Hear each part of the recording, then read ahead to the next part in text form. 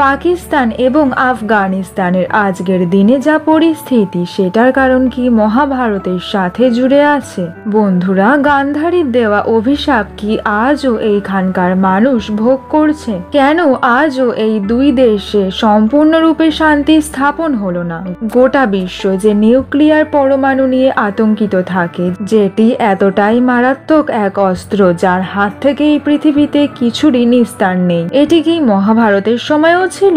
আসুন প্রিয় দর্শক বন্ধুরা এই বিষয়ে দেখে নেওয়া যাক। নমস্কার প্রিয় দর্শক বন্ধুরা, কৃষ্ণার্জুন চ্যানেলের পক্ষ থেকে আপনাদের সকলকে জানাই আন্তরিক স্বাগত। বন্ধুরা, সবার আগে জেনে নেওয়া যাক আফগানিস্তান এবং পাকিস্তানের ব্যাপারে। আপনারা তো সকলেই জানেন এই দুই দেশ মাঝে মধ্যেই যুদ্ধে এতটা মত্ত হয়ে ওঠে যে এদের মধ্যে কোনো কিছুরই স্থিরতা থাকে না। এই দুই দেশে এত দুর্ঘটনা ঘটতে থাকে যার ফলে দেশবাসী সর্বদা অশান্তিতে ভোগে। তবে কি এই দেশ কূটনীতি এবং আতঙ্কের শিকার হয়েছে, নাকি দেবী গান্ধারীর অভিশাপ আজও এই ঘটনার জন্য দায়ী? এই বিষয়ে নির্ভুলভাবে জানার জন্য আমাদের জানতে হবে মহাভারতের সময় ঠিক কি হয়েছিল। বন্ধুরা, মহাভারত অনুযায়ী গান্ধারী, যিনি গান্ধার দেশের রাজকুমারী এবং হস্তিনাপুরের রাজা ধৃতরাষ্ট্রের পত্নী ছিলেন, তিনি তার ভাই শকুনিকে অভিশাপ দিয়েছিলেন। এই অভিশাপ তিনি তার 100 পুত্র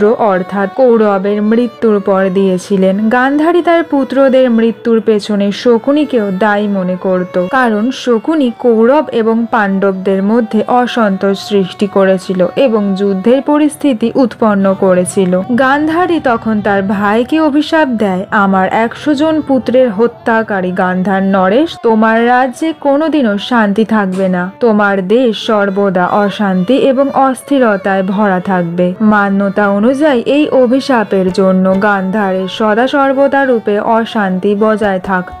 বর্তমানে গান্ধার আফগানিস্তানেরই একটি অংশ এবং আশ্চর্যের কথা হলো এটাই যে তবে থেকে আজ পর্যন্ত পুরো গান্ধারে অশান্তির আবহাওয়া বজায় আছে। বন্ধুরা, গান্ধার নগরী বর্তমানে পাকিস্তানের সাথে জুড়ে আছে।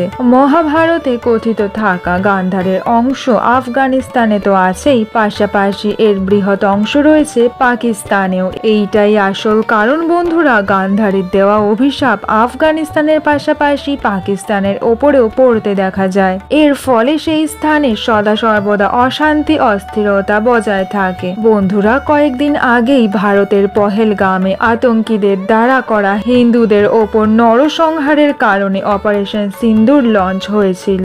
আতঙ্কবাদীদের এই ঘৃণ্য কর্মের ফলে এই পৃথিবীতে পুনরায় একবার নিউক্লিয়ার বোমা বিষয়ে চর্চা করা হয়েছে। নিউক্লিয়ার বোমার ফলে যে বিস্ফোরণ হয় বন্ধুরা, সেটা খুবই ভয়ঙ্কর এক পরিণতি দেয়। মহাভারতে আমরা নিউক্লিয়ার হাতিয়ারের মতোই বিনাশকারী অস্ত্রের উল্লেখ পেয়েছি, যেমন ব্রহ্মাস্ত্র, নারায়ণাস্ত্র এবং পশুপতাস্ত্র।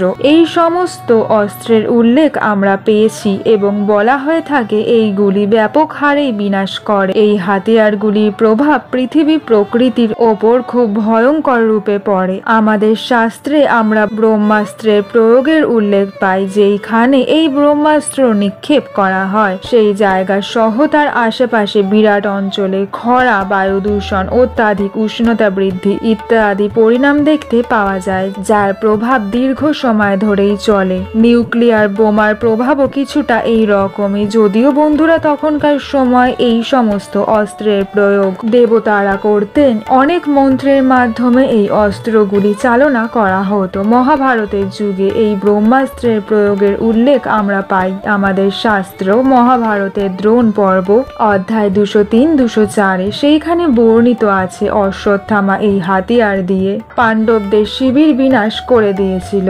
বলা হয় এই অস্ত্র বিস্তৃত অঞ্চলকে নষ্ট করার ক্ষমতা রাখে, পাশাপাশি প্রচন্ড গরম উৎপন্ন করে এবং জীব জন্তুকে ভস্ম করে দেয়। বন্ধুরা, আরো উল্লেখ রয়েছে ব্রহ্মাস্ত্রের প্রয়োগে লম্বা সময় পর্যন্ত সেই স্থানে বায়ু দূষিত থাকে। শুধু এতটাই নয়, এর দ্বারা গর্ভবতী মহিলাদের গর্ভেও এর প্রভাব পড়তে পারে। যদিও সেই সময় শ্রীকৃষ্ণ পাণ্ডব পক্ষকে রক্ষা করেছিলেন। এছাড়াও আমাদের শাস্ত্র মহাভারতে উল্লেখ করা আছে কর্ণ এবং অর্জুনের যুদ্ধে ব্রহ্মাস্ত্র প্রয়োগের সম্ভাবনা দেখা গিয়েছিল। প্রিয় দর্শক বন্ধুরা, ভিডিও সংক্রান্ত যদি কোনোরূপ কোনো মতামত থাকে কমেন্ট সেকশনে অবশ্যই আমাকে জানান। ভিডিওটি যদি আপনাদের উপকৃত মনে হয় লাইক শেয়ার সাবস্ক্রাইব করুন।